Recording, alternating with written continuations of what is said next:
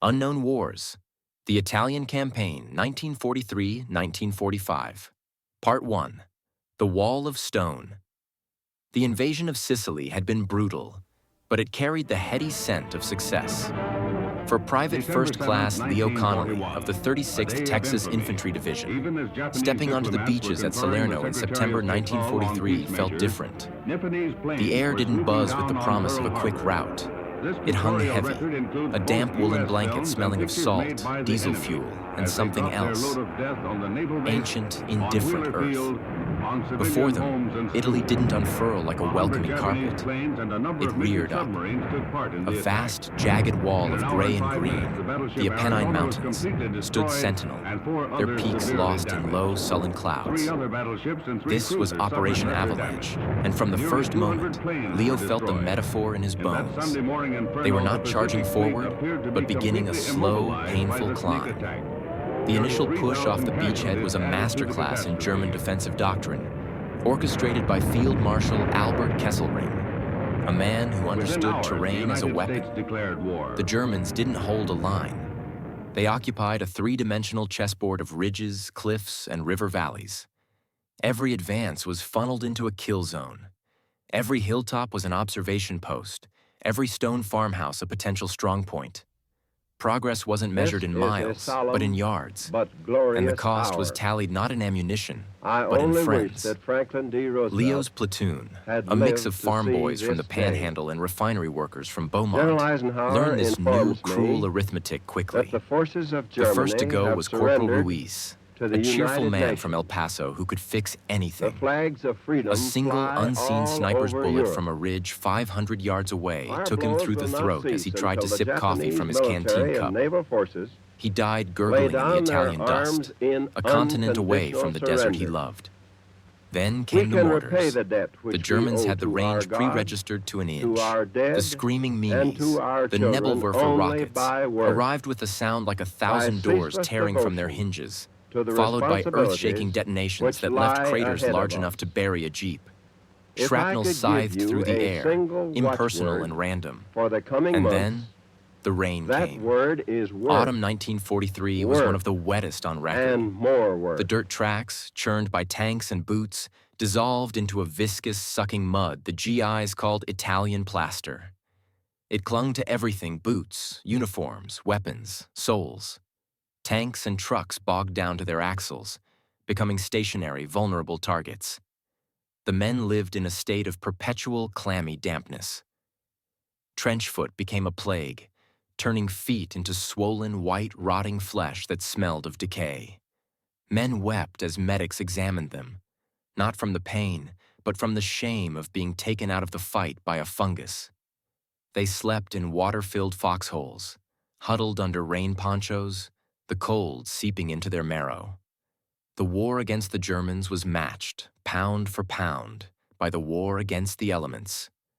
By January 1944, the Allied advance had ground to a bloody halt before a single towering geographical fact: the Gustav Line. And at its heart, blocking the road to Rome through the Liri Valley, stood a Benedictine monastery atop Monte Cassino. To Leo, staring at it from a rain-sodden foxhole a mile away, it looked less like a holy place and more like a malevolent white crown set upon a throne of sheer rock. Its walls gleamed in the rare winter sun, a taunt. Intelligence said German observers nested within its sacred walls, directing artillery fire with impunity. The abbey dominated the landscape, a spiritual fortress turned into a military one. Taking it was not an option. It was an obsession. The first battle was a fiasco. The 36th Division, Leo's division, was thrown across the raging Rapido River in a night assault. It was less a crossing and more a drowning. German machine guns, zeroed in on every possible ford, turned the icy waters into a frothing nightmare of blood and screams. Boats were punctured and sank. Men laden with gear disappeared under the black current. Those who reached the far bank were pinned down on exposed mudflats and systematically annihilated. Leo made it across, clinging to a shattered piece of pontoon, only to spend 12 hours pressed into a shallow crater, listening to the moans of the dying around him. By dawn, the order to retreat came. They limped back, fewer than half their number. The Rapido had been a slaughterhouse. The abbey on the mountain watched, impassive. Then came the bombers. On February 15, 1944, Leo watched as the sky filled with the deep-throated drone of hundreds of B-17 flying fortresses and B-24 liberators. A sense of grim satisfaction washed over him. Finally, they would smash the medieval stone, crush the observers, and open the road. The bombs fell in a graceful, terrifying arc. The first impacts were silent flashes, then a rolling, apocalyptic thunder that made the ground heave. A colossal plume of dust, smoke, and shattered masonry erupted, swallowing the monastery whole. A cheer went up from the men in the trenches. Leo didn't cheer. He watched the ancient edifice, a beacon of Western civilization, disintegrate before his eyes, and felt a profound, superstitious dread.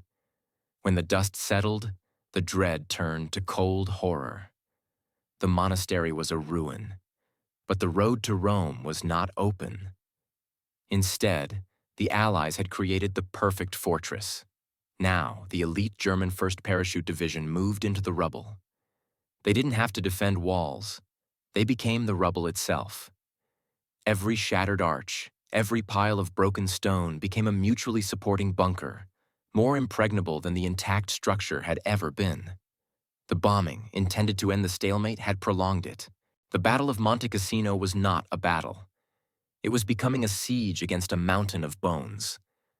As Leo stared at the new, jagged silhouette against the sky, he understood the true nature of this forgotten front.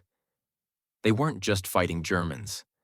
They were fighting the ghost of history itself, and it was fighting back with the weight of centuries. Part 2. The Symphony of Nations. The failure at the Rapido and the first Cassino assault bled the American divisions white. As spring 1944 tentatively touched the valleys, a new kind of army moved into the line. The Italian campaign, often sidelined in the grand narrative, became a strange, tragic microcosm of the global war, a symphony of nations played in a minor key of mud and suffering. For Leo Connolly, recovering from trench foot in a rear area camp, the sight was both heartening and surreal. First came the New Zealanders and Indians. He watched the Maori battalion perform their haka before moving up the line, their chanting and fierce gestures a world away from the quiet prayers of the Texans. Alongside them were the Indian troops, including the fierce Gurkhas with their legendary kukri knives. He heard stories of their terrifying night raids on German positions, where the only sound was the soft swish of a blade and the brief, choked gurgle of a sentry.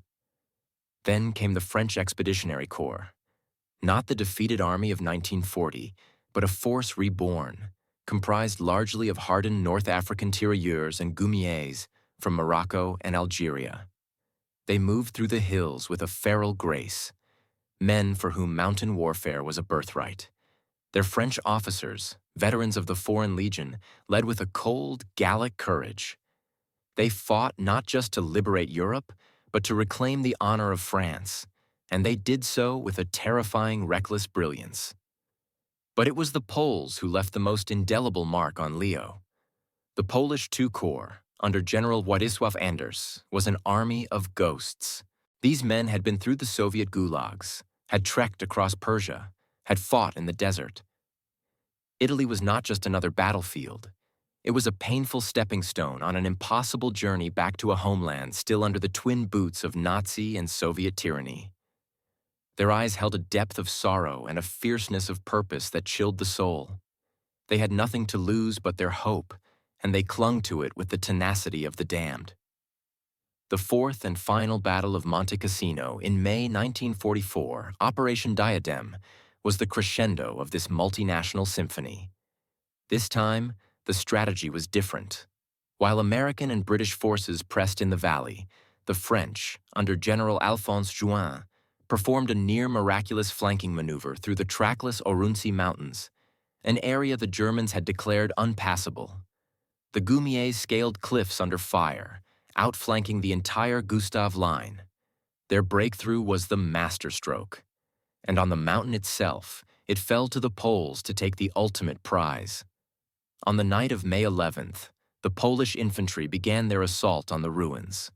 What followed was a hellish, close-quarter struggle in a labyrinth of shattered stone. German paratroopers, the best Kesselring had, fought for every chunk of masonry. The Poles attacked again and again, driven by a national anguish that transcended military objective. For them, Cassino was a symbol of their own broken country. To take it was to prove that Poland still lived. Leo's division, now part of the renewed push in the valley, watched the tracer fire arc and dance on the mountain's dark bulk. The sound of the battle a constant thunder of artillery, the staccato of machine guns, the faint echoes of screams drifted down like a dirge. Finally, on the morning of May 18th, a signal flare streaked into the dawn sky from the summit. Then, through binoculars, Leo saw it. A makeshift Polish flag, red and white, and beside it the regimental standard of the 12th Podolian Uhlans, fluttering defiantly over the absolute ruin of the abbey. The radio crackled with the code word, Victoria. There was no great cheer.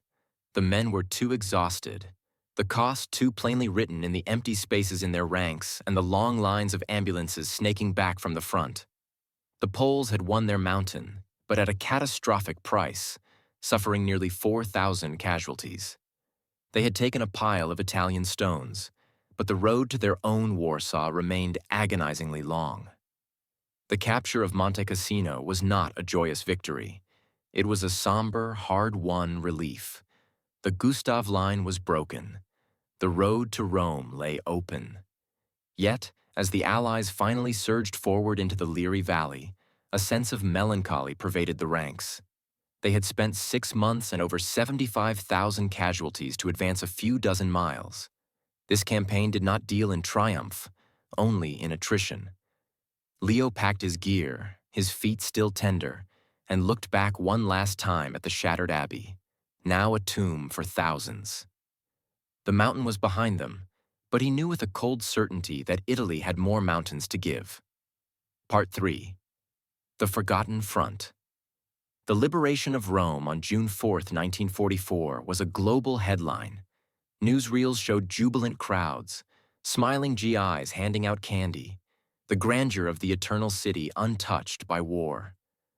For the soldiers who had clawed their way up the peninsula, the celebration was a hollow, distant thing.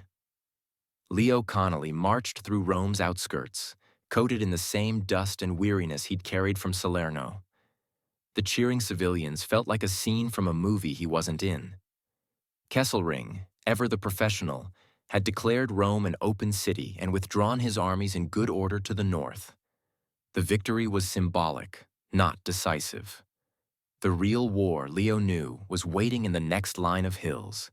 That line was the Gothic line, Kesselring's final masterwork, stretching across the narrow waste of Italy from coast to coast. It wasn't a line. It was a deep, interlocking zone of fortifications carved into the very spine of the Apennines. Concrete bunkers, machine gun nests with intersecting fields of fire, miles of razor wire, tank traps, and minefields layered in depth. After the fleeting euphoria of Rome, the Allied advance slammed into this new wall with a sickening familiarity. The race to the Alps stalled yet again. The autumn rains returned, and with them, the mud, the misery, and the mounting sense of forgotten purpose. By the winter of 1944-45, the Italian front had become, in the words of war correspondents, the Forgotten Front, or the Gentleman's War.